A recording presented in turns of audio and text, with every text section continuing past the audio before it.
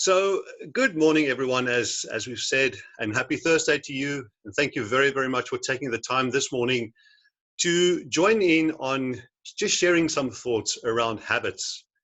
I would be very curious to know if we were sitting in a room and we were having a chat about this, really to have a understanding of what your take is on habits, because obviously, habits is a term that has been with us for decades, and there has been so much research done on habits, and different authors and different research says different things about habits, but really there's one very, very definite thing that we know about habits, and habits are crucial to the success of a business person, of an athlete, of a writer, any person that wants to achieve results and that wants to achieve success has to know which habits need to be implemented in their lives, in their process, in their go about to achieve what they want to achieve.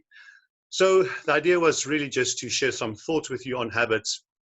And I am by no means a specialist on habits. I'm, like you, just a student of personal development, a student of success, and doing some research looking into habits. And also in my 17 odd years in real estate, I have seen quite a few things, and I've worked with a lot of very, very successful real estate professionals around South Africa. And one identifies the things that they do really well, and I wanted to share that with you this morning. So this morning's chat is going to revolve mainly around the habits of highly successful real estate professionals. But as an introduction, I wanted to have a quick discussion around what are habits. So let's jump right into it. My audio is coming through clearly, I see. So I can see that you guys can hear me and can see me. Now, if you're like me, if you're a chocoholic and you have a really sweet tooth, then the chocolates are very important in your day-to-day survival. So sometimes to stop eating all the chocolates, one must first eat all the chocolate. So it's just, oh my goodness, I'm in this habit every night with my last coffee of the day. I just grab a quick chocolate and I enjoy that with my coffee and just, after supper. But I know that chocolate, I probably don't need the chocolate, but it's just so nice, but it's going to sit somewhere. It's going to sit somewhere around my waist. And then I complain to my wife that, oh, my maag is weer om groot te raak. But I can't stop eating the chocolates.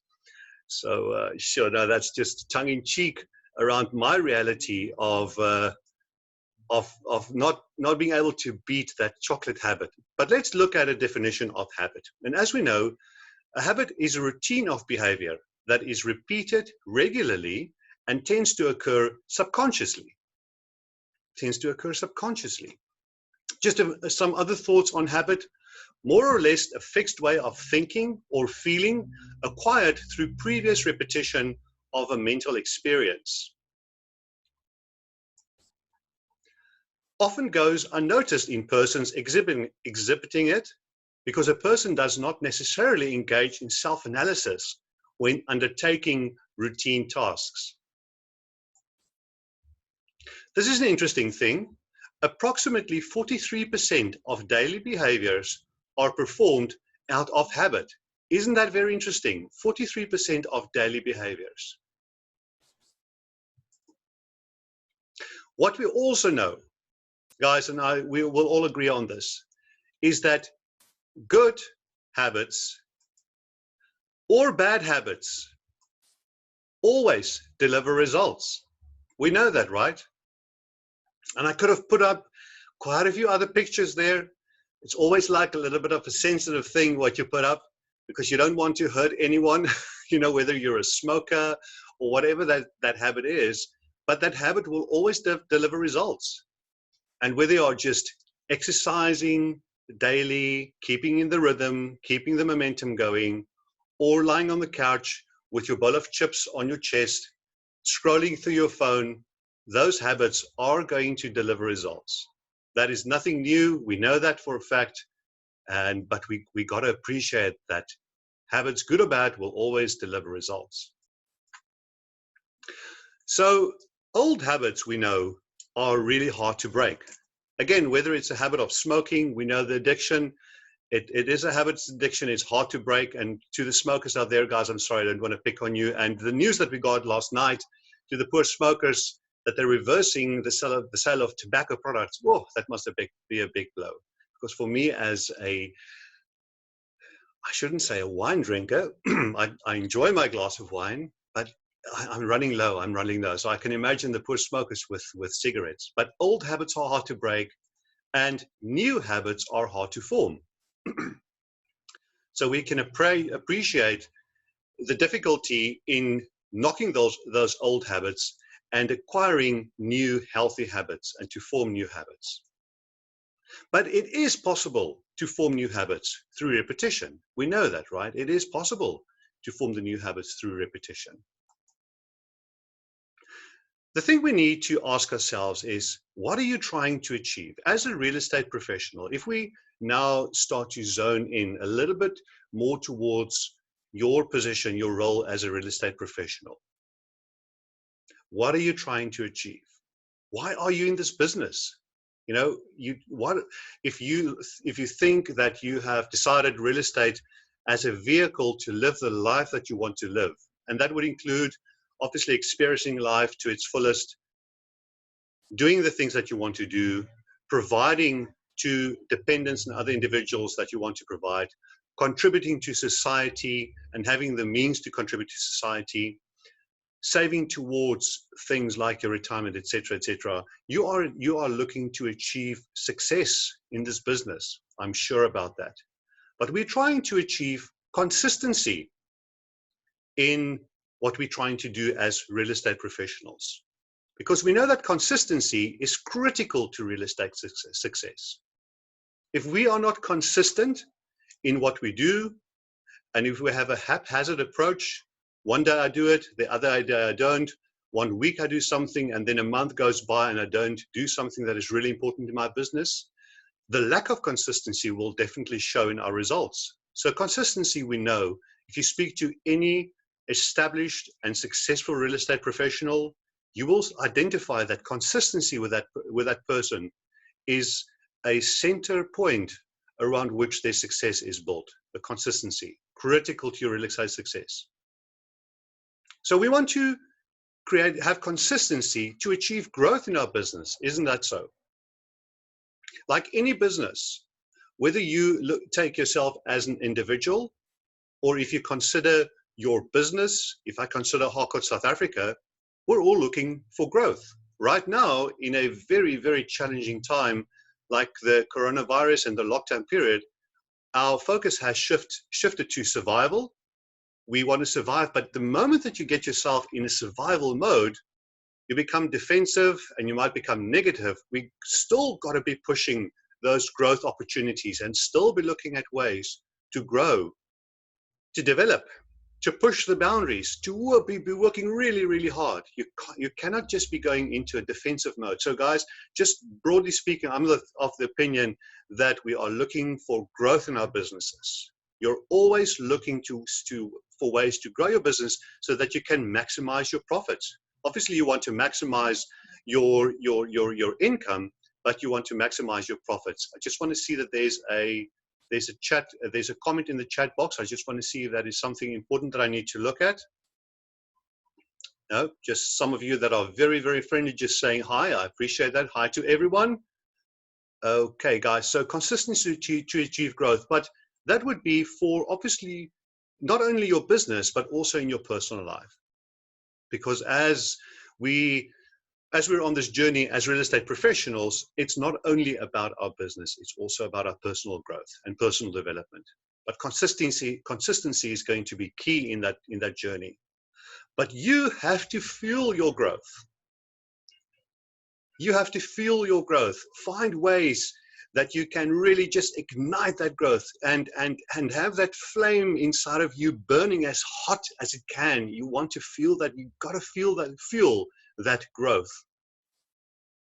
And one of the things that we always talk about is the 20-mile march.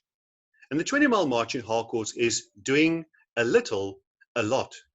And what that really means is that to identify the critical activities in your business that you know you need to be doing either on a daily basis or on a weekly basis or a few times a week or a monthly basis, but really making sure that you're doing a little, a lot. And if I can use an example, if I'm making telephone calls to my database, that would include obviously homeowners in my farming area, my current sellers, my prospective sellers, my buyers, my landlords, my tenants, my circle of influence, my relationships with other service providers, and the list goes on. If I'm making 10 calls a day and I'm doing it for 22 days of the month, I'm making 220 calls a month. If I'm making 50 calls one day, but for 2 weeks, I'm not making any phone calls because I'm just so busy with other things, I am not going to be making as many calls over a 30-day period than the agent that is doing a little, a lot. And it's very much the tortoise and the hare analogy also, where it's slow and steady, consistent, being consistent, slow and steady, just keep on going, keep on pushing forward. Whether it's doing handwritten cards that you deliver to people. There will be a day where we will again be able to hand someone a card in their hand that is written by hand, or doing drops in your street, or spending time on social media as part of your prospecting. If I'm spending 20 strategic minutes a day on social media, or half an hour, how long ever that is, I can be spending over a 6-day period in a week about 3 hours, let's say 3 hours a week. Whereas another person might be sitting on social media for 2 hours a day, or maybe every day, but which is not healthy. It's just such a time killer. But I hope that you get the idea of doing a little, but every day, doing a little, a lot. 20-mile march, advancing 20 miles in your business every day, having those 20 minutes of courage or 20 seconds of courage, and making sure that we are making those incremental wins and making that progress. Keep on moving forward. So if we start to look at our business as real estate professionals, whether you are in rentals or whether you are in sales, there are so many things that we obviously have to look at and that we obviously have to do as part of our business. And many of those things are very much people-oriented. Some of those things are admin-oriented. Some of those things are mindset. Some of those things are structured. Some of those things are skill set-oriented. So we have all these different facets and elements to our business and to the way that we approach our business. But I wanted to highlight 10, probably some of the 10 most important habits that we can just have a look at today. And again, these are things that would require your attention to do either on a daily basis or on a weekly basis or on a monthly basis. But habits are things that you need to make time for and that you need to apply yourself to. So let's have a look at them. And I would be very, very curious to know towards the end what your thoughts are of these 10 habits and which ones we missed, which ones you would like to add as an important habit to develop to become successful, to become a successful real estate professional, or to remain a very successful real estate professional. Again, if I can just say to you that if I look at the regions that I work in and the wonderful privilege that I have to work with a diverse array of agents in different areas and successful agents that have a unique, the unique flavor in their approach to the business, but there is still that golden thread, that golden line that runs through all their businesses. And I wanted to share some of that with you. The first habit that I would like to present to you is what is called the 5 a.m. club. Now you might think, what? You must be kidding me. You might be part of the 5 a.m. club, but if you're not a morning person and you like to get up, around 7:30 with your cup of coffee, and this is all I want to say to you, is that Robin Sharma, who is a highly respected international author of so many books, including The Monk Who Sold His Ferrari, he says that if you're part of the 5 a.m. club, and the way that you spend your mornings, the way that you start your day and the way that you spend your mornings and what you focus on and apply yourself to, that is going to set you up for success for the rest of the day. So the 5 a.m. club, own your morning, elevate your life. That is what I want to say to you. And some of you might be part of what they call the 11 p.m. club. You might not be a morning person, but you prefer to work late into the evenings just to catch up on some work. Guys, I think that the bottom line of this is to win some time, to get yourself, if you're part of the 5 a.m. club, to get yourself ready and going for the day, and to spend some time on what we call non-dollar productive activity. Because as real estate professionals, we have a lot of things that we need to attend to in our businesses that are not dollar productive activity. And there's a big difference between dollar productive and non-dollar productive activity. And we cannot be spending our valuable dollar productive day hours with non-dollar productive activity. So if there's a way for you to get up earlier in the morning, get going, spend time to think, to plan, to strategize, to set up your day really well, and you can then also knock off some of your non-dollar productive activity, then you're really set up for the day, you know, to give it horns and to make the best of the day. That is brilliant. There's also a school of thought that looks at the value of planning your day the night before. We're gonna come to planning just now, but let's just focus on the 5 a.m. club and not say too much more about that. So habit number 1, get going and own your morning so that you can elevate your life. Habit number 2, routine. We know that to achieve success, whether it's in real estate or any other thing, any other part in your life, routine, good, healthy routine, will put you in the best position to achieve that success.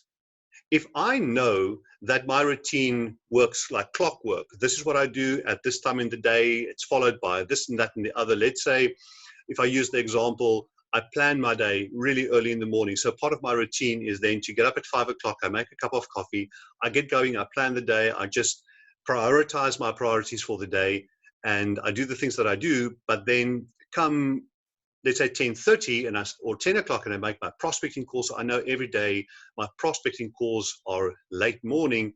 That is just an example of a routine. But we have seen that routine is critical to the success of real estate professionals. A solid, good, healthy routine. And not to say that we cannot deviate from the routine, because we do know, I know, that we are in an industry where so many things come our way that throws our routine out. It throws our planning out. And whether it's a telephone call that we need to attend to, or a meeting that we need to attend to, or a client engagement that we need to attend to, sometimes things, or very often things come our way that that challenges our routine. But it doesn't say that you shouldn't have a routine. It just says that if you have a routine, you have something to pull you back on track. It pulls you back into your channel of focus, your channel of productivity. If you do not have that routine, you will be lost, and you might just be grappling at things and just not get into that groove, into that rhythm, into that routine of being productive and achieving the things that you want to. Habit number 3 is strategizing and planning. Strategizing and planning.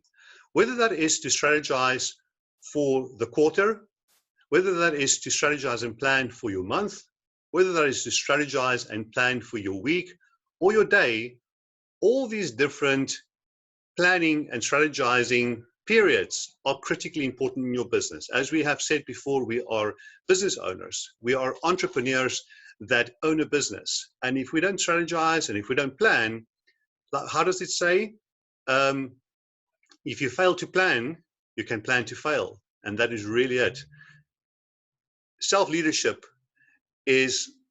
has everything to do around strategy as part of the long term for you and making your plans. So I want to encourage you guys to really adopt this habit, to believe that there's great value in strategizing and planning. Do not believe that we are in an industry where things are so out of our control and that we are controlled by our clients and by other things, that there's no purpose in strategizing and planning. We have to work on our businesses and not in our business all the time. We have to put out the time to strategize, and we have to make the time to plan. And the habit, the reason why it's a habit is that it requires that daily discipline to have a certain time every day to plan, to know that, let's say I plan every morning between 6 and 7. That is, let's say, my planning time. So for that hour, I strategize and I plan, and I make sure that I not only have today and tomorrow and the rest of the week mapped out, but definitely for next week as well, and for the week after that. And I know what's going to happen next month and next quarter. So it's all about the planning and the importance. Otherwise, we fall behind and we just completely lose track. I kind of enjoyed this. Now that we're all in lockdown, I wonder how we are cleaning our houses. You know, it's such a reality where we, and this is just a kind of a tongue-in-cheek example of daily, weekly, and monthly cleaning routines. So what is cleaned on a daily basis? What is cleaned on a weekly basis? And what do we focus on a monthly basis? But it's all about planning and having a routine. So that was pretty funny. Oh, our houses, it's an interesting time that we find ourselves in. Guys, habit number 4 is successful agents keep an eye on their business development area activity. I like the word business development area because it's my focus area. Call it your farming area, call it your specialist area. But the habit number 4 is an agent has, it's part of their daily planning, their daily routine, to keep an eye on their business development area activity and to know what's happening in my area, what new properties have come onto the market, to make sure that I'm speaking to those homeowners, to capture that data on my spreadsheet, to make that part of my area knowledge, is to keep an eye on not only your business development area activity, but also on your marketplace. Obviously, also about real estate activity, how the microeconomy is moving, shifting in your area, how the macro economy is doing, all those different things. But very, very important is to make time every day to keep your eye on your business development area activity. Like we said, your data and your stats forms part of your unique value proposition. For those of you that listened in on the role play that I had with Jason Hutton yesterday around his listing presentations, again, Jason made it very clear that he uses his stats as a Harcourts Platinum agent to position himself so strongly with his homeowner, with his seller. He sells himself on his unique value proposition, and that is to use the market data and the stats that he builds up to sell himself to his client. So a habit is to make time for that activity. Habit 5, communication, build relationships and trust. So critically important that we have to be in the habit of communicating, whether it is via telephone, whether it is now via virtual meeting rooms or your WhatsApps, or your emails, whichever way, all the different mediums that we are communicating to individuals to build those relationships and trust is critically important. We have to be putting ourselves out there, and that is what successful agents do. Successful agents are on the phone all the time. They make sure that their communication, their newsletters go out. They make sure that they position themselves as area specialists so that they can develop the trust with homeowners, so that homeowners can see that this agent knows their marketplace, they know their business, they are a professional, they're a real estate professional. So your communication, but not only to your homeowners so not only to your community, to your homeowners, but also communication with the people around you, like-minded people, industry professionals, people in your office, communication, building relationships. And the habit is that successful agents, I'm repeating myself, they do that on a daily basis, critically on a daily basis, communicating. We know that we're in the people business. We are in the business of speaking to people and servicing people. If it's a drag to speak to people, if it's a drag to service people, then you're going to be find yourself in a difficult position in this industry, because it requires for you to build relationships, to communicate, to share information, to add value. critically important. Habit number 6 is to prospect and generate leads. So important. That is critically important to our business, and to make sure that we have the daily time set aside to prospect and lead generate. And on the slide, you can see different aspects or elements of prospecting and generating leads. Those could be speaking engagements to our to current clients, to prospective clients. It could be time that we spend on social media. It could be time that we are making cold calls to homeowners in our farming area that we've never spoken to before. Our emailing, our advertising, let's say, on social media, digital advertising, etc. Client dinners. These are just obviously a few elements of prospecting, but the habit is that routine that successful agents know that my business, the number one growth activity in my business, is prospecting and lead generation. If I stop prospecting, if I stop generating leads, I might, in all likelihood, get to a point where I have nothing to sell. And if I have no stock, I have no business. If I have no properties to let, I have no business. If I have no properties to sell, I have no business. Prospecting, lead generation, the bedrock of your business. So it's a habit. It's a critical habit to make the time, to have the time to be on that journey to prospect and to generate leads. Habit number 7 is to always be focused on creating killer listing presentations. We know that so many agents out there rely on a computer-generated printout from a platform. It could be Lightstone, that pops out what has sold in the past. It pops out maybe averages, and they use that as a listing presentation. And in the process, they are not only damaging their possibility or the chances of showing value to the client and the possibility of winning the business, but they're also hurting our industry. Killer presentations are presentations where the seller afterwards thinks, wow, this is the best presentation and the most professional presentation that I've ever received from a real estate professional. And we have the responsibility to put those killer presentations together, to do the necessary market research, to do the necessary preparation and effort, so that when we have the opportunity to present to a homeowner, whether it's a landlord or a seller, we can do a killer presentation and we can win the business. We can win the business. So that's a habit, to be in a habit of making our very best efforts to put those killer presentations together. Habit number 8 for highly successful real estate professionals, it's about collaboration. Now, the collaboration would be in your own office, and that also pulls back to the communication part that we talked, communication habit that we referred to earlier. So we collaborate with our colleagues.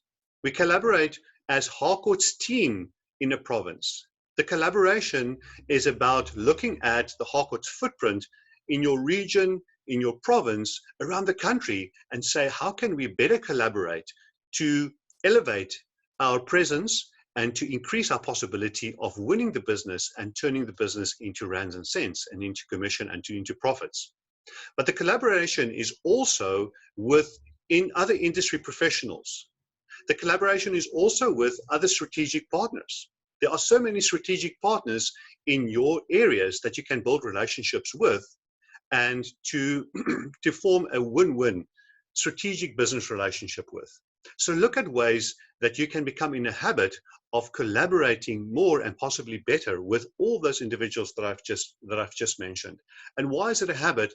The habit is again because we have to be aware, we have to have that top of mind, and that has to form part of our daily and of our weekly process of looking at ways to collaborate, We are not an island.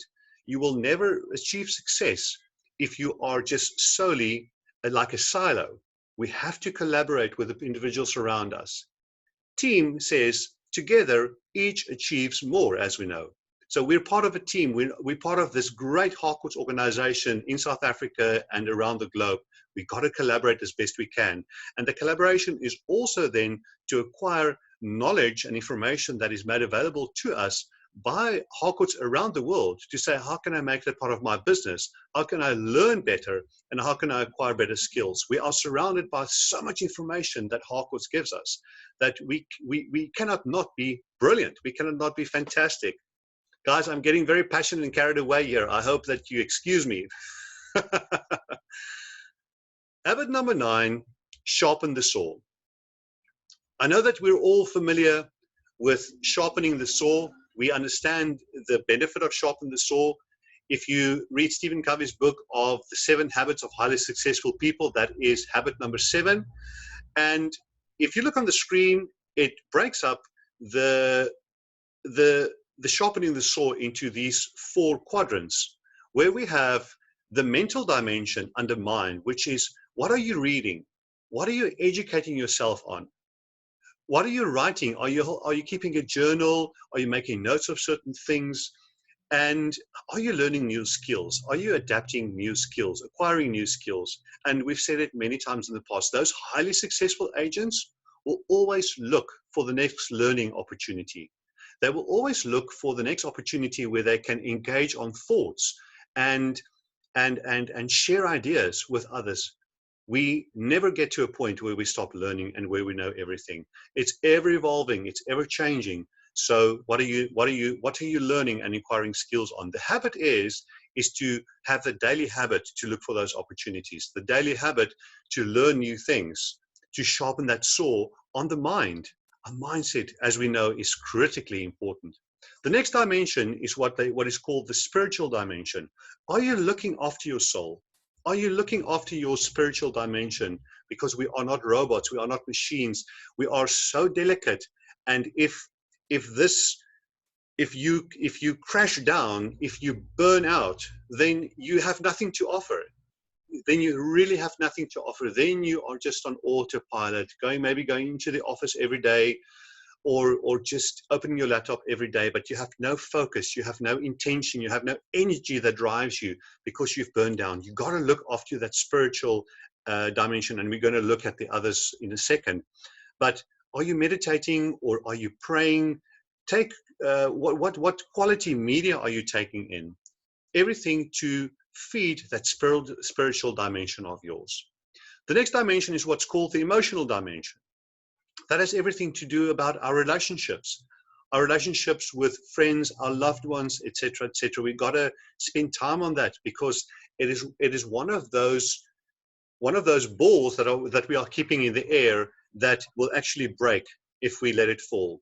Some of those balls, some of those relationship balls will break, and if that ball breaks, and that ball was critical to you, a crucial relationship in your life, that might really derail your mindset and be very, very difficult for you.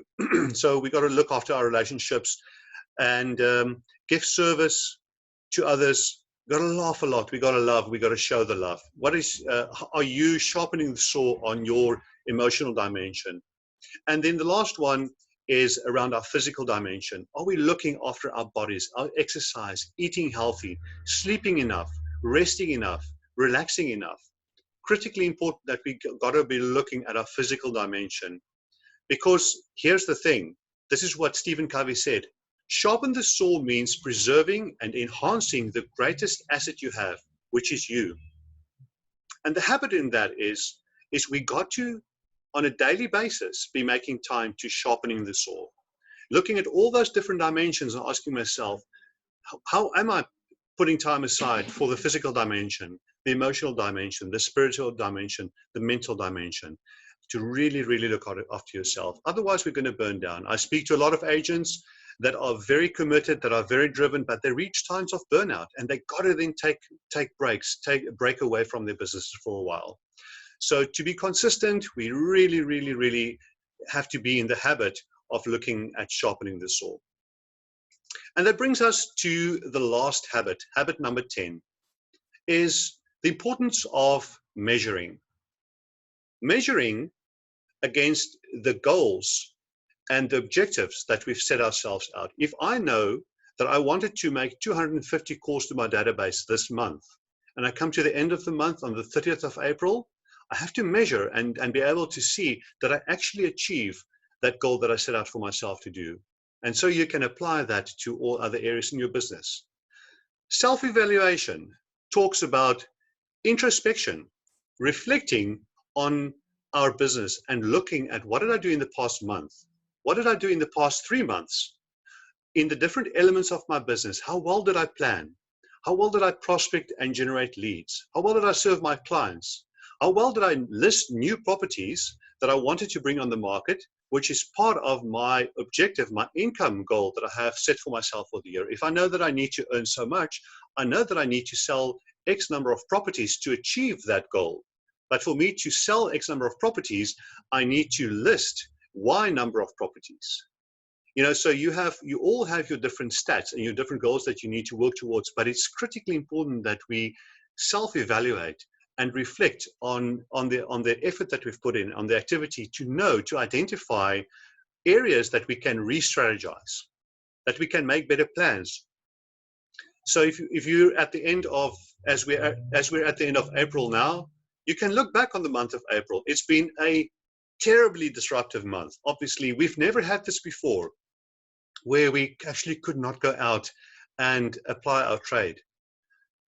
But even in this past month, if you need to re-strategize, looking into the month of May, June, July, this is now the time to apply yourself to do all of that, to re-strategize and to make definite plans, you know, for the months going ahead.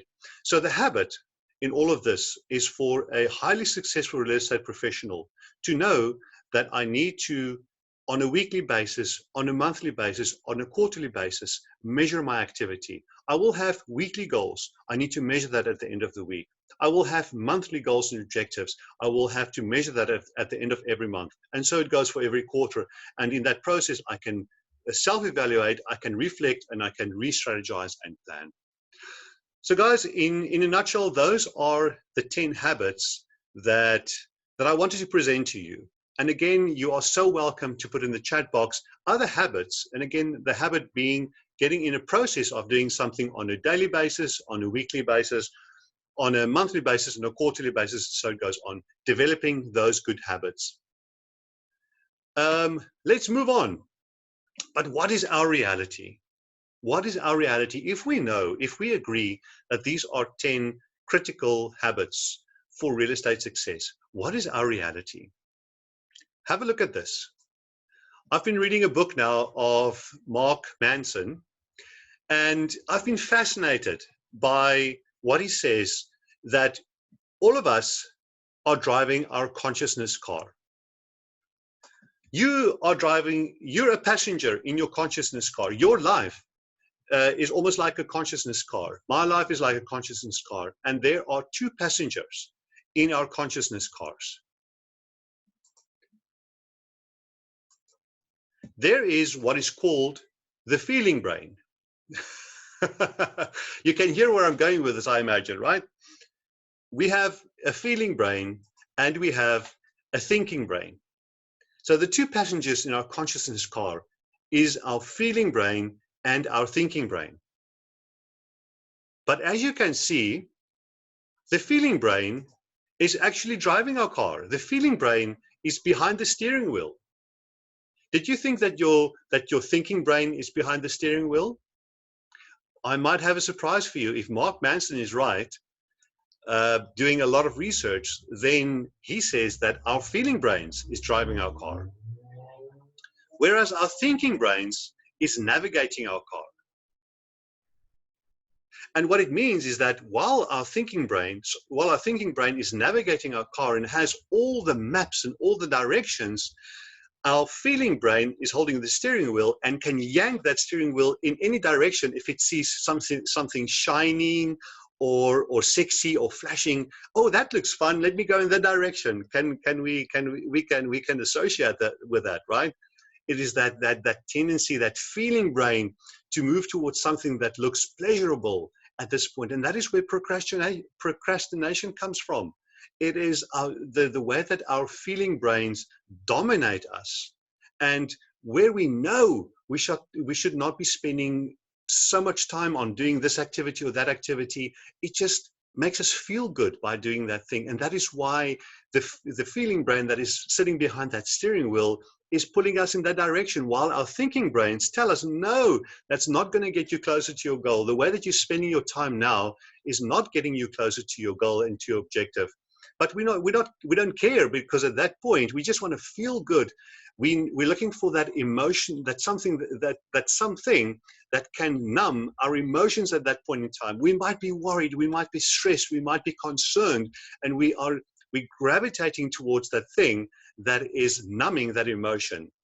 And whatever that could be, but that will take you away from being productive and being active and working towards spending time wisely, working towards the things that you know you should be doing in your business to advance you in the right direction. So that's just an interesting analogy that Mark Manson unpacks in his book. And he says that the feeling brain is dominated by our emotions, by our hormones, all those things that our bodies secrete, whether it's the dopamine or the serotonin, those hormones that make us feel good. But our thinking brains, as I said to you earlier, is dominated by knowledge and experience. We know things, we've experienced things, we know what is the best for us, but we are just navigating our car.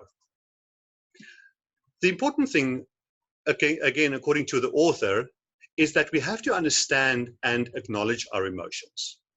If we identify those emotions, we got to identify them and acknowledge them. They are there, they are real.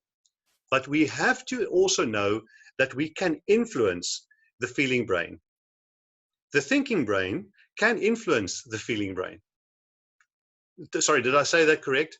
The thinking brain can influence the feeling brain. But in order to be able to influence the feeling brain, we have to understand why we are doing what we're doing. And we got to be emotionally connected to the why. We got to be emotionally connected to really, really knowing, why am I applying myself to this? If we look at all those 10 habits, it's going to be very difficult for a person to implement those 10 habits religiously on a daily or a weekly or monthly basis if you don't know why you are doing those things. And if there is not a reward or something that makes you feel good in all of that. So according to Mark Manson, your thinking brain has to identify ways to reward yourself.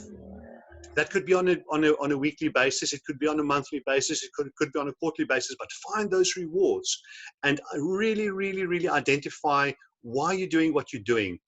What are you working towards? What are you saving towards? What is the life that you want to live? What are the things that you need to acquire? What is the provision that you want to make for other individuals? And you got to connect with that on an emotional level on a daily basis. And apparently that way, our thinking brains can really, really influence our feeling brains and navigate our consciousness cars in a much straighter line and a much, much, much better direction. Also, another thing that I want to encourage you to consider is your accountability partner, is to identify persons that can be on this journey with you. If our feeling brains are taking too much control of our consciousness cars, it would be very, very handy, don't you think, if we have an accountability partner that can be on this journey with us, that can almost be our thinking brain for us, where we've lost complete sight and vision of the road ahead. Someone else that has a clearer picture of the road ahead can step in and say, wait, let me navigate your car, because your feeling brain is taking over, and let me help you on this journey. And that is why I really think, and according to Mark Manson in his book, it's critically important for us to have individuals in our lives that can help us on this journey, where if our feeling brain is taking complete control of our lives. Anyway, guys, those are just a few very, very basic and simple takes that I've taken from his book, but it's fascinating. I'm still reading it. So how to change a habit? How are we looking for time? 9:45. We are making progress. We are nearing the end of this presentation. How to change a habit? Because that's obviously a very, very crucial question, is if I want to break those bad habits, or if I want to acquire new good habits, what should I do? And research has shown that there's almost an average of 66 days that it requires of very, very, very dedicated focus on that new habit that you want to acquire, to invest yourself heavily in that new activity, all those new activities for 66 days on average. It would differ for different people under different circumstances, but on average, it might take 66 days. So realize that you're not going to put this new habit to bed. You're not going to nail this new habit in a week or a few days.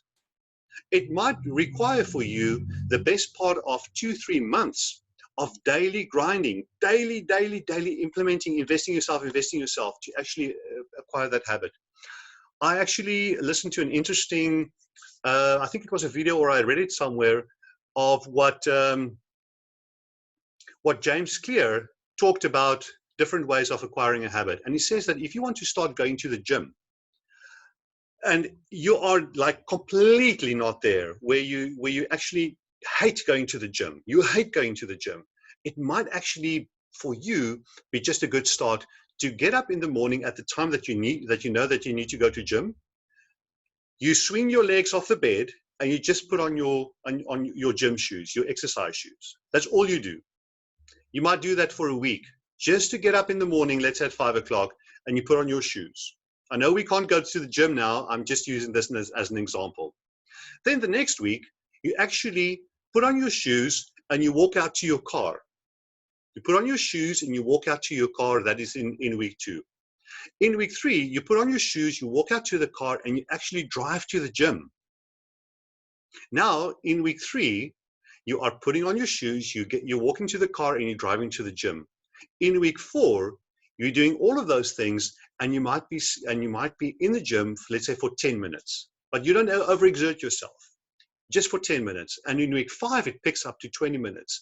In week 6, it picks up maybe to half an hour. Can you see where this is going? So after 66 days, you have now developed a habit of getting up quite comfortably at that certain time, quite comfortably putting on your shoes, quite comfortably going out to your car, quite comfortably driving to the gym, getting out of the car, being in the gym for 45 minutes, and Bob's your uncle. And in that way, you have slowly and gently started to develop that new habit. 66 days. Look at this graph. On the vertical axis, it talks about automaticity. Automaticity, where something becomes more automatic and like a habit. And on the horizontal axis, you have a timeline in days. So there are 100 days on the horizontal timeline. Now, we have 2 examples here. 50 sit-ups, doing 50 sit-ups a day, took this person the best part of 100 days to get to a point of automaticity. Whereas to drink a glass of water every day took much quicker. It took this person less than 20 days to develop a habit of drinking a few glasses of water a day. But the sit-ups were harder. So on average, know that it will take you time to reach that plateau where you have reached that point of automaticity. And what is the beautiful thing is once something becomes a habit, it becomes so much part of the way that you just operate. That is then your routine. That is your routine. And you don't have to exert yourself so much more because it has become a habit. But guys, I think we'll also agree that we have to take responsibility. It's your life. It's my life. We're all living our own lives as adults, and we have a huge responsibility, not only towards ourselves, but to also those people around us that look towards us, that depend on us, that have invested in us. You know, so we have to take that responsibility because it's our life. And again, I want to ask you is, who is your accountability partner? It can be a business person. It can be a person in your business. It can be your franchisee. It can be a manager. It can be a trusted colleague that you have in the office. It can be a husband. It can be a wife. It can be a child. Who is that accountability partner? It can be a business coach that is on this journey with you, but someone that helps you develop these habits. Someone that's your cheerleader, that says to you, go, go, go. You can do this. You can do this. You got to invest in yourself to reach that level of automaticity, and where you have created those good, healthy habits, and in the process, knocked off all those bad habits. So almost in closing, I want to share with you the important aspects of identifying your process, and believing in your process and sticking to your process. What do I mean by that? Is a few years ago, I had the great privilege of spending time with Juliana Forsyth, who was with Harcourts International in New Zealand and in Brisbane. She is a Harcourts International Hall of Fame inductee that has spent quite a few decades, actually, I think almost between 20 and 30 years with Harcourts, and heavily invested in the growth of Harcourts as a global organization. And she connects with our best agents around the globe. And I asked her one day in the car, so Juliana, what is the one thing that you would say stands out the most for you from those highly successful real estate professionals? And she said to me, they stick to their process. They stick to their process. They know what their process is. They know what works for them, and they just stick to that process. They work the process. They believe in the process. They believe that their process, if they're doing the right things every day, every week, every month, it will deliver results. If there is a disappointment today, or there's a setback today or tomorrow, I don't dwell on that disappointment and setback for too long. Yes, I am hurt. Yes, I am disappointed, but I got to move on, because I know that my process requires of me to keep making those prospecting calls, to keep servicing my clients well. And so my process has got to keep going. It's got to keep going. So I want to encourage you today to identify your habits and to really put those habits to bed, and then make that part of your process, so that your process can deliver results. And when you have setbacks and disappointments, you know that if I just stick to my process, it will deliver results. Is your process necessarily bulletproof? No, it's not bulletproof. Your process has to be revisited. It has to be reevaluated all the time, or frequently. And there also, a knowledgeable real estate professional could really help you in looking at your process and making suggestions and proposing adjustments that you can make to your process. So it's also then a continuous process of adjusting and seeing, is my process the best that it can be, and can I adjust my process? But I think the moral of the story is to stick to your process and just to keep it going. Guys, for those of you that have a few more minutes that can be online, I see that it's almost 5 minutes to 10 o'clock now. I have a great video by James Clear that I would like to play. It's just over 10 minutes long. It's going to take us till probably about 5 minutes past 10 o'clock.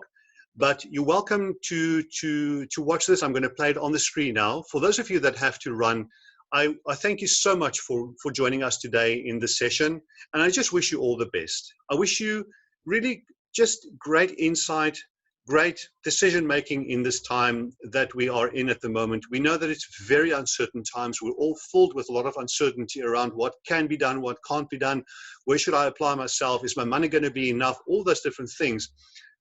But when you just reduce that to the fact that we still have control over the things that we do every day, and putting those habits, identifying your habits, and becoming serious about your habits, then that will give us a good chance to survive this period of lockdown, and to come out to the other end much stronger, much better positioned, and to really then capitalize on the opportunities that the market will present, because the market will present incredible opportunities if we can just survive this. But you've got to be working hard now. You've got to really be sacrificing a lot of time and effort to making sure that you're doing everything that you can now to get through this period.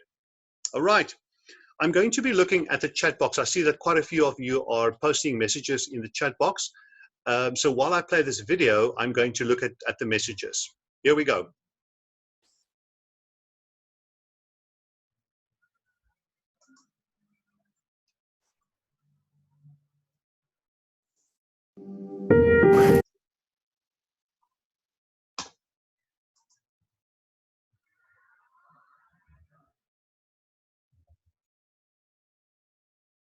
Your outcomes in life are often a lagging measure of your habits. We think the thing that needs to change is the bank account or the test score or the number on the scale, but actually the thing that needs to change are the habits that precede those outcomes. Rather than making the goal the default, the thing that you focus on almost exclusively, let's make the system the default, and then only check in on the goal occasionally to see if we're moving in the right direction.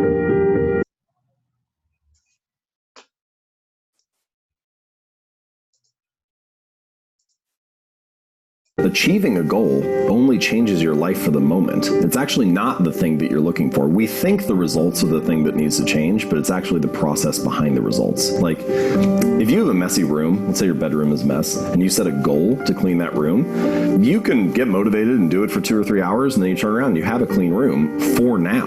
If you don't change the messy habits that led to a dirty room in the first place, then you turn around 2 weeks later and you have a messy room again. And so actually you don't need a clean room, you need better cleaning habits, and then your room will always be clean. You don't need to lose weight, you need better eating habits, and then your weight will always be around where you want it to be.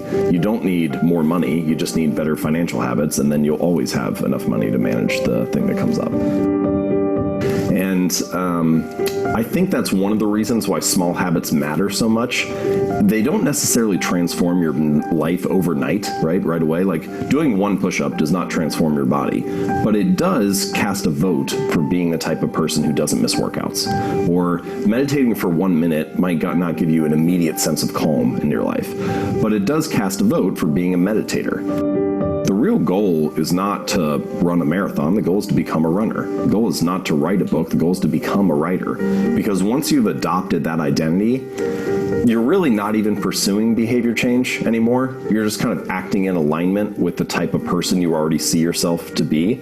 It's kind of like true behavior change is really identity change. Because once you've changed that internal story, it's way easier to show up each day. You're not even really motivating yourself that much to do it. You're just like, this is who I am now. There's sort of this like yo-yo effect, you know, like someone trains for a half marathon and then they run the race, and that race motivated them to train for the last 3 or 4 months. And then the race ends and they stop, they take a week off, then a week turns into 2 weeks, then 2 months and so on. And then they turn around like 4 months later and like, man, I haven't ran in months. Like, I need to sign up for a new race or something. Because if it's all about the goal, as soon as the goal is achieved, you don't have that motivating you anymore. But if instead it's about being a runner, then even once you finish the race, you still have a reason to show up again the next week, because you're like, well, that's what I do is I run. That's who I am. Right. And so I think that that's a more, in pretty much any domain, true long-term thinking is really goalless thinking. It's much more about being that person, developing that identity, following that system, and then you just happen to realize your potential along the way. So what you come to realize is that your habits reinforce a particular identity. And sometimes this can be positive and sometimes it can be negative. The story could be things like, I'm bad at math, or I'm terrible at remembering people's names, or I'm not good at remembering directions places. Yeah. And all of those that's just an internal story that you tell yourself. But each time you have an experience that reinforces that, the story gets solidified. And so I think the method, the takeaway here is that every action you take is kind of like a vote for the type of person you want to become. And if you can master the right actions, if you can master the right habits, then you can start to cast votes for this new identity, this desired person that you want to be. Good habits become easy habits when you can learn to find joy in delaying gratification. There's no rush. Build for the long term, guys. It's as if they're standing at the foot of a mountain. They can see the summit. They can see the thing they want. I want to make an impact. What they don't see is the mountain. This large, immovable object. You can go up fast. You can go up slow. I don't care. But there's still a mountain. What they don't understand is that life, that relationships, and career fulfillment are a journey. There's no app for that. I got nothing. You gotta go through the slow, plodding, annoying, meandering process called career and life. Everything in my life, when something got hard, I quit. I wasn't great at reading, I wasn't great at writing, so I just quit.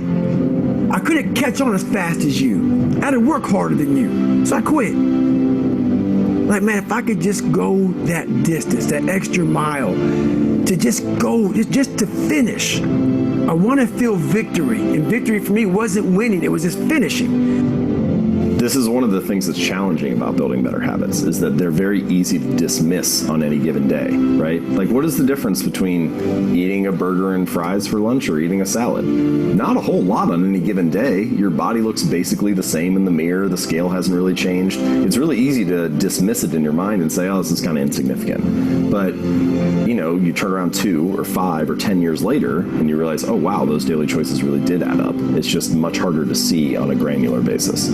The cost of your good habits is in the present, and the cost of your bad habits is in the future. And the fact that we prioritize the present over the future ends up making a lot of habit change difficult for that reason.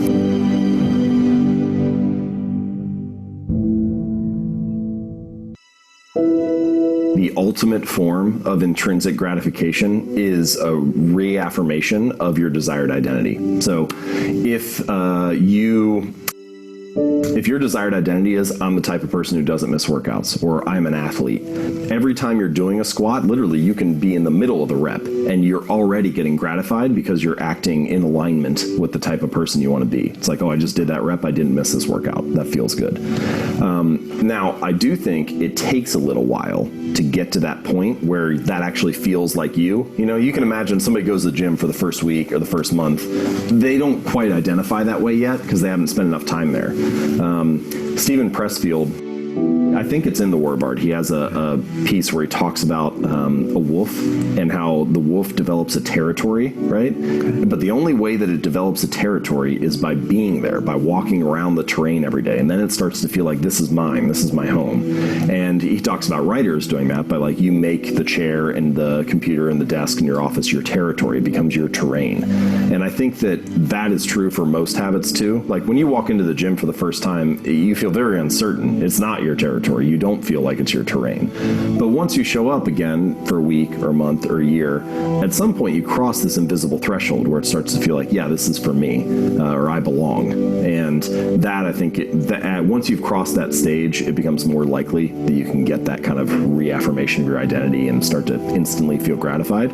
But there are other things that you can do in the short term to feel more gratified while you're working on those habits. So here's just one little tactic. Let's say that you're either trying to work out or build a habit of meditating or something. And so each time you do your habit of meditating for 5 minutes, you have this little jar of marbles, and you got like 100 marbles in there, and 90 are red and 10 are blue.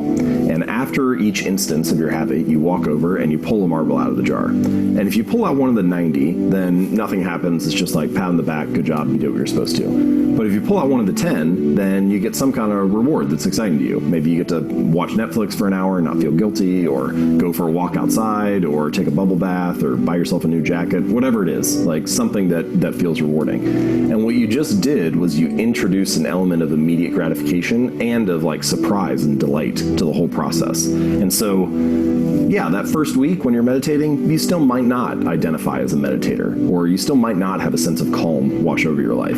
But you have this other interesting thing that is rewarding right away that maybe gets you to stick with it while you're waiting for those long-term rewards to accumulate. Well, so we do have, and this definitely plays an important role in habits, we do have a bias toward the present. And that makes sense, right? That example I gave about like finding a berry bush, 100 meters away. Well, you should, in fact, go get the food that's close by and not the food that's on the other side of the mountain, because that just makes logical sense. You'd rather have it now, especially when we were not in modern society, right? For 99.999% of human history, we're just trying to survive like every other animal. And so, you should prioritize immediate food, immediate shelter, immediate water, immediate safety. And in fact, our brains are wired to do that. But modern society is a whole different ballgame, because we have all these things that actually you should prioritize delayed outcomes. So you go to college now, and then you graduate in 4 years. You save for retirement today, and then you retire decades from now. You show up at work this week, and then you get a paycheck in a month. And so it's actually like, there are all kinds of things we do in modern society that require you to delay gratification, and that runs a little counter to what our wiring is, or what our biological preference is. there's a sort of a misalignment of rewards that often happens with habits. So there's an immediate outcome, an immediate reward, and then an ultimate reward. And for your bad habits, one reason bad habits stick so readily, that they form so easily, is because bad habits, often the immediate reward is favorable, right? Like, what's the immediate reward of eating a donut? It's kind of great. It's sweet, it's sugary, it tastes good. It's only the ultimate reward, if you repeat that habit for 6 months or a year or 2 years, that is unfavorable. Meanwhile, good habits are often the exact opposite. The immediate reward of going to the gym, or going to the gym for like a week, isn't really that great. Your body's probably sore. You don't have much to show for it. Your body looks the same. Your weight hasn't really changed. But if you stick to that for 6 months or a year or 2 years, then the ultimate reward is favorable.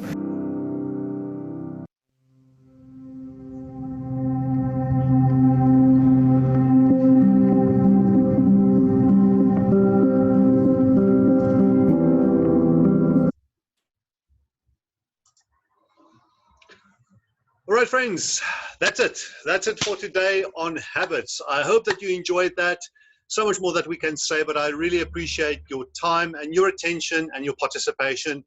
Pop me a message into the chat box if you want. If you want to leave a comment, if you want to leave a question, I will come back to you if you leave a question or a comment. You are most welcome. And but ultimately, I just wish you all of the best. But know that you are so highly appreciated and you are loved. And we care for you, we care for one another, and I'm confident that working your habits and installing these good habits and working hard, we will come through this and we will be in a great position a little while from now. But thank you again. Have a fantastic Thursday, and we're heading into the long weekend. Also have a great long weekend. Thank you very much. Take care of yourself and all the best. All the best. Chat to you soon. Bye.